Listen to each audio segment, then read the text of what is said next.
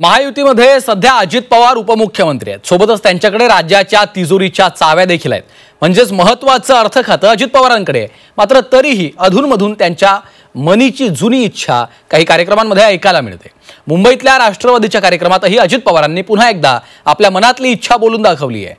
नेमकी त्यांची इच्छा काय आहे पाहूयात।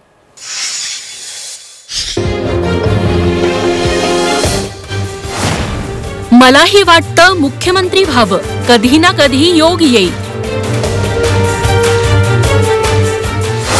अजित पवारांनी पुन्हा बोलून दाखवली सल। अजितदादांची मुख्यमंत्री पदाची इच्छा, नेत्यांचे चिमटे।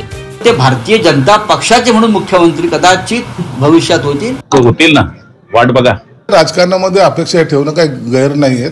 जिथे सत्ता तिथे अजितदादा हे समीकरण मागच्या अनेक दशकांपासून कायम राहिले। मग सत्ता आघाडीची असो किंवा युतीची, तिथे अजित पवार असणार हे ठरलेलं। अगदी 1990 पासून ते आता 2025 सालापर्यंत फक्त 1995 ते 99 आणि 2014 ते 19 चा अपवाद वगळता अजित पवार कायम सत्तेत राहिले। इतकंच काय, त्यांनी आजवर महाराष्ट्राचा सर्वाधिक वेळा उपमुख्यमंत्री होण्याचा विक्रमही केलाय। मात्र तरीही अजित पवारांच्या मनात कायम एक सल बोचत राहते। मुंबईतल्या राष्ट्रवादी काँग्रेसच्या गौरवशाली महाराष्ट्र कार्यक्रमात त्यांनी ही सल बोलून दाखवली। महाराष्ट्राला महिला मुख्यमंत्री मिळायला हवी असं म्हणत असतानाच मलाही वाटतं मुख्यमंत्री व्हावं, मात्र कुठं झालो असं म्हणत त्यांनी आपली दुखरी नस बोलून दाखवली। इतकंच नाही तर आपणही एक दिवस महाराष्ट्राचा मुख्यमंत्री होऊ असा विश्वासही त्यांनी भाषणात बोलून दाखवला। या महाराष्ट्राची मुख्यमंत्री महिला झाली पाहिजे, आपल्याला सगळ्यांनाच तसं वाटत असतं, परंतु शेवटी तो योग पण जुळून यावा लागतो। कारण मलाही वाटतं अनेक वर्ष मुख्यमंत्री व्हावं, पण कुठं जमतंय।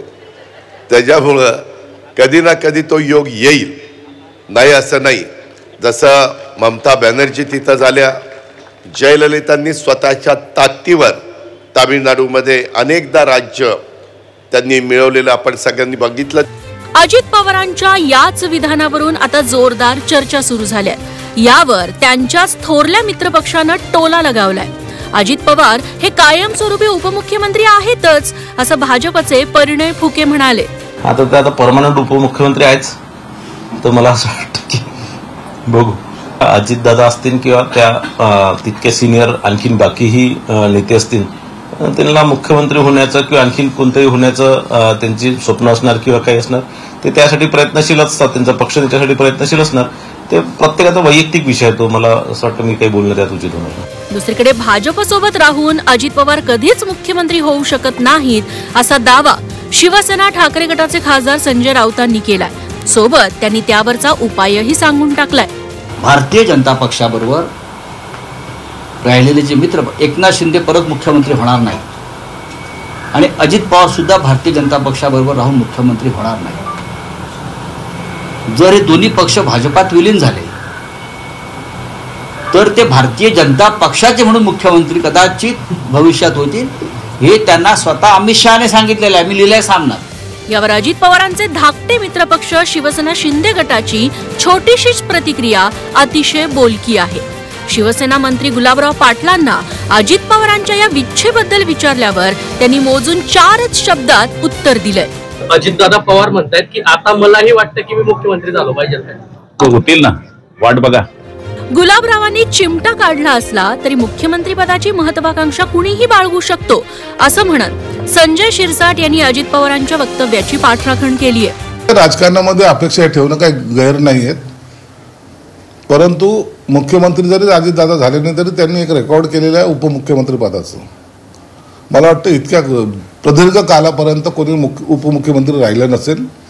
निश्चित भविष्यात जर योग आलेच तर ते मुख्यमंत्री होतील आणि राजकारणामध्ये अशा अपेक्षा बाळगणं काही गैर नाही। सत्ता कुणाचीही आली तरी त्या सत्तेत सहभागी होण्याचं भाग्य आजवर अजित पवारांना लाभलंय। आजवर तब्बल 5 वेळा उपमुख्यमंत्री होण्याचा विक्रमही त्यांच्या नावावर आहे। सध्याही महायुतीत आमदार संख्येच्या मानानं अर्थ खात्यासह महत्वाची खाती आपल्या पक्षाकडे ठेवण्यात अजित पवार यशस्वी ठरले। तसंच महायुतीत मुख्यमंत्री देवेंद्र फडणवीसांचं एकनाथ शिंदेंपेक्षा अजित पवारांची गुळपीट अधिक असल्याचं दिसतं। तरीही आपण मुख्यमंत्री व्हावं ही अजित पवारांची मनीषा कधी लपून राहिली नाही. मात्र शिंदेंप्रमाणे अजित पवारांसाठीही मुख्यमंत्री पदाचं स्वप्न सद्यस्थितीत दिवा स्वप्न असल्याचंच दिसतंय. ब्युरो रिपोर्ट, झी 24 तास, मुंबई.